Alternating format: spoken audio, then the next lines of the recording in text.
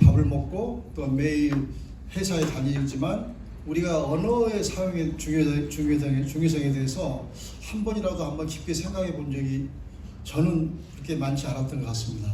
그래서 오늘 이 시간을 통해서 우리 회원님들께 제가 느낀 경험을 소개를 하고 또 우리 회원님이 제 이런 발제로 또 토론을 통해서 우리가 마무리를 하고 해서 많은 은혜와 축복을 받기를 바랍니다.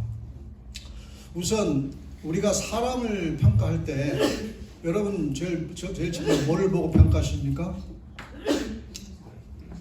예, 뭐 외모, 예, 또 그분이 막 입고 있는 옷, 또 어떤 가정의학과 교수님께서는 그 사람이 먹는 음식을 보고 판단한다고 합니다. 그래서 저는 그 말도 다 맞는데 그 외에 그 사람이 사용하는 언어가 나는 그 사람을 인격을 또 그 사람이 어떤 사람인가를 말해준다고 생각합니다. 맞습니까?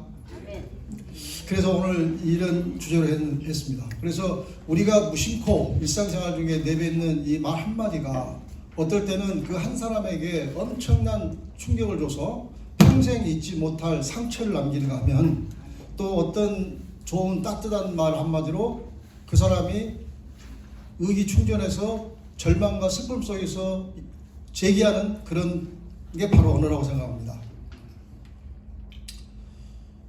우선 오늘 토론을 위한 질문을 한번 우리가 주어져 있죠. 성경 말씀을 먼저 하도록 하겠습니다. 우리 성경 말씀 한번 읽어보도록 하겠습니다. 주보를 보시겠습니다. 네, 다 같이 성경 말씀을 읽도록 하겠습니다. 항상 기도하라. 쉬지 말고 기도하라. 봉사에 감사하라. 그것이 그리스도의 전에서 너희를 향한 하나님의 뜻이라. 죽고 사는 것이 교회를 하는 그를 좋아하는 네. 그리고 오늘 우리가 토론할 주제에 대해서 소개를 하도록 하겠습니다. 우선 여러분께서 인생을 살아오면서 어떤 말 한마디로 상처를 받은 적이 있는지 또 상처를 받은 남을 자기 말로 치유한 경험이 있으시면 어떤 말을 하셨습니까? 라는 어떤 사례를 좀 들어주십시오. 그런 말이 있고요. 또 하나는 우리가 언어 사용하는 것은 너무나 우리가 매일 사용하기 때문에 쉬운 겁니다. 그렇게 어려운 단어들이 아닙니다. 그러나 이거를 실천으로 옮기는 게 굉장히 어렵습니다. 그리고 또 그 언어를 사용할 때 적시, 타이밍에 맞춰서 적절한 언어를 씀으로써 효과를 많이 얻을 수 있는데 그 사용법에 잘 몰라서 또 이런 실수를 할 수가 있습니다. 그래서 이러한 언어를 잘 사용하기 위해서 자기가 어떤 평소에 노력하고 있는 어떤 훈련이나 또 학습하려고 하는 그런 태도는 어떻게 자기가 가지고 있는지 또 앞으로 어떻게 그런 것을 내가 가져보려고 하는지 그에 대해서 서로 의논하도록 하겠습니다. 우선 우리 사람의 머릿속에는 사랑, 고마움, 미안, 용서, 감사, 응원, 축하, 함께한다 이런 부드럽고 따뜻한 언어가 있습니다. 그게 좋은 말들이 많은데 우리 머릿속에 이렇게 있는 말을 우리가 꺼내 쓰지 못하고 있는 겁니다. 그래서 우리가 이런 좋은 언어를 부드럽고 따뜻한 언어를 항상 사용하면 굉장히 업무의 능률도 오르고 또 저 친구 대단한 친구네 또 저 친구 멋있어 이런 말을 들을 수도 있는데 우리가 그거를 쓰지 못하고 있습니다.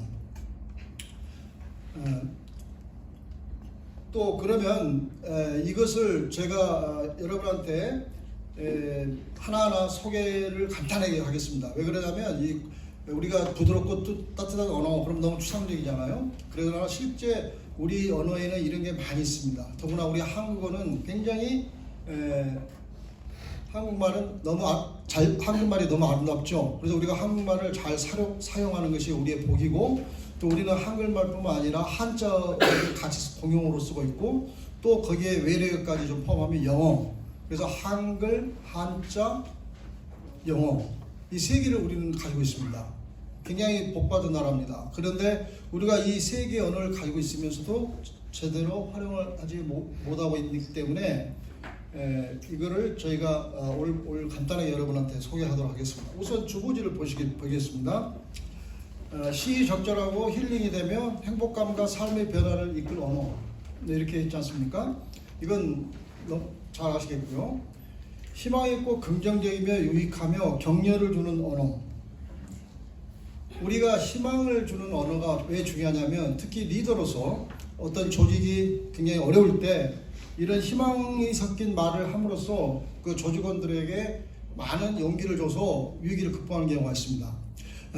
베트남 전쟁 때 미군 해군 장교가 포로로는 아니지만 아주 포위돼서 진퇴양난에 빠진 경우가 있습니다. 그래서 여러분이 만약에 그때 해군 장교라면 어떤 말을 해주겠습니까? 앞에 있는 부하 중에 한 40명 이상 돼 있는데 전부 자기들이 곧 있으면 포로로 될 거다, 또 죽을 거다라는 걸 알고 있는 이 절박한 순간에서 여러분이 리더로서 어떤 말을 해줄 수 있는지 한번 생각해 보시죠. 그때 우리 이 해군 장교께서 사용하신 언어는 여러분은 올해 크리스마스를 여러분 집에서 보낼 거야, 이런 말을 했습니다.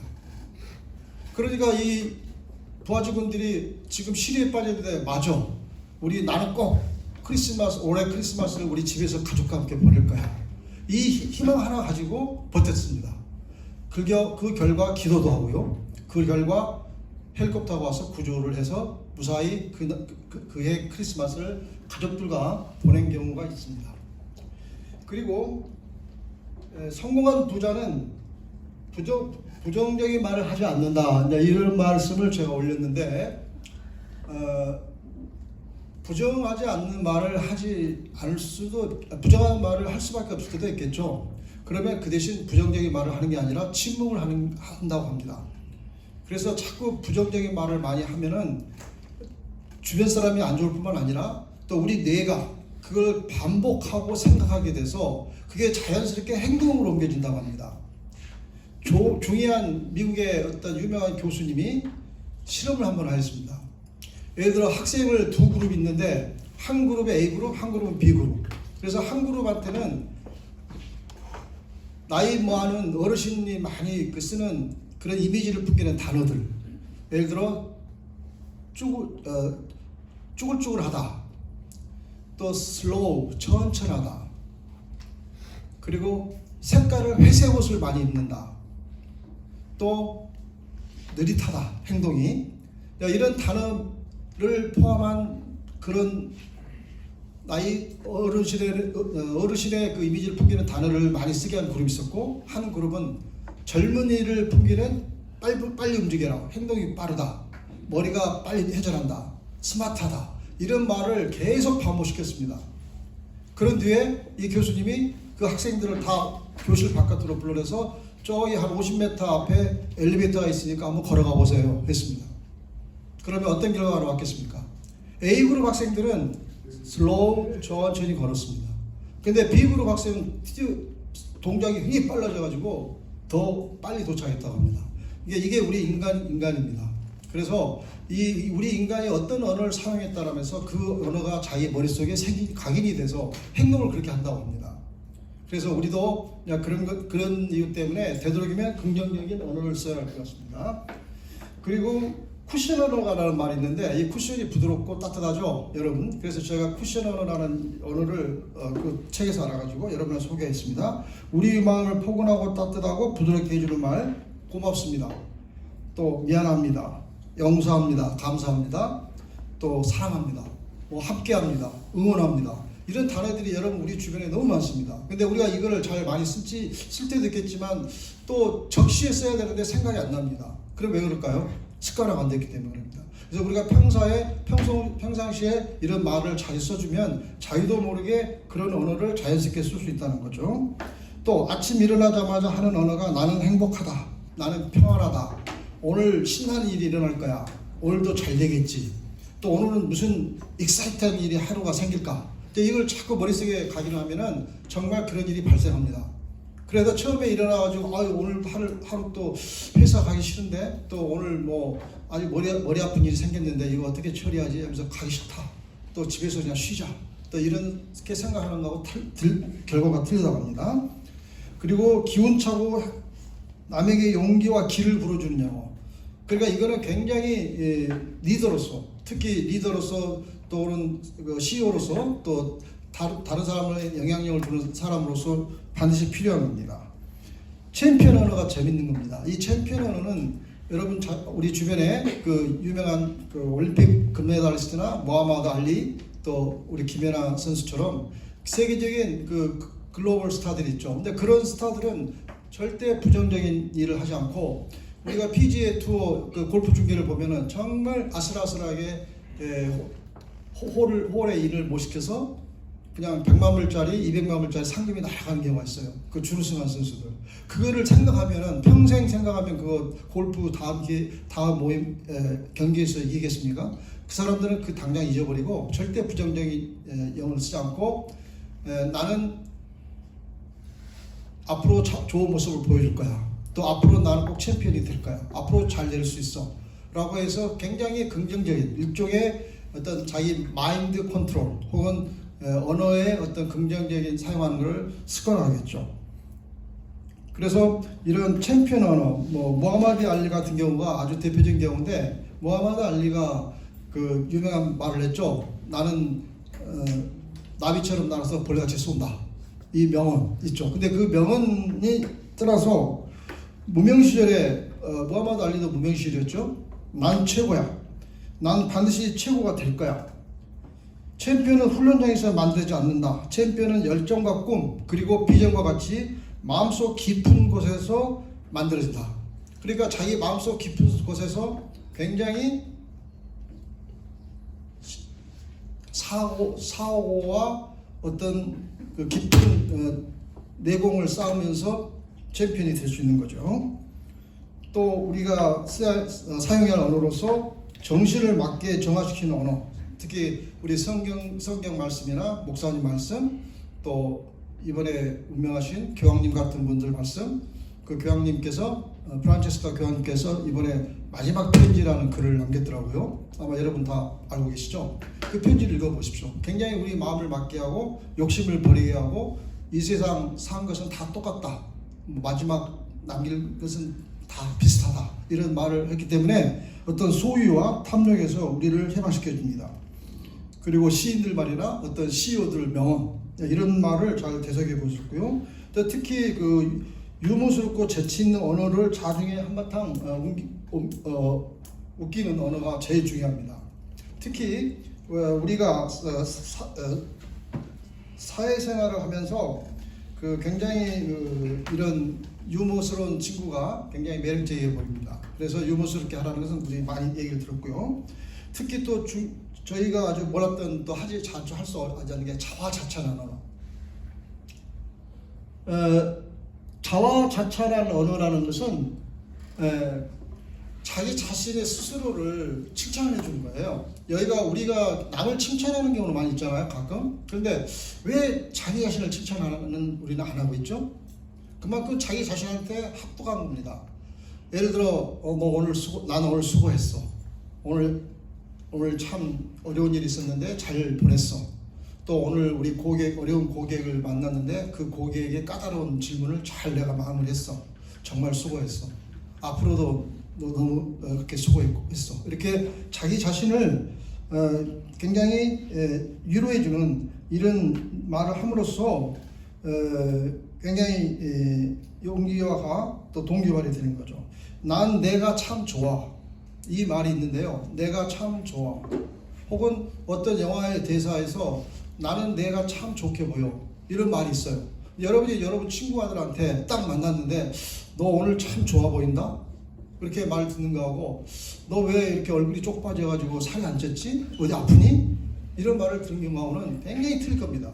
근데 이게 간단하게 우리 입에서 쉽게 나올 수 있는 말인데 너무 적시에 만약 이걸 썼다면 한 2년 만에 오래간만에 만난 동창한테 정말 동창이 그렇게 좀 건강이 안 좋았는가 봐요. 설사 그러더라도 참 좋아 보이는데 요새 뭐 좋은 일 있나? 딱 이러면 그 친구가 내가 이렇게 좋아 보인가? 해서 그게 굉장히 감명 깊게 남을 거라는 거죠. 그래서 우리가 이런 말을 자주 적시에 씀으로써 굉장히 좋은 효과를 있을 것 같습니다. 그리고 친근과 우호적인 호칭 언어, 마지막으로 우리가 이게 굉장히 우리가 일상생활에서 많이 부닥치는 문제인데, 우리가 식당이나 또 여러 가지 직장 또 사회 모임에서 우리가 어떤 사람을 부를 때가 있습니다.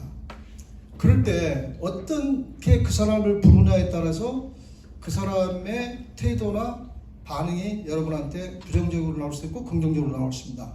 그래서 우리가 호칭에 대해서 좀 신경을 써야 될 것 같아요.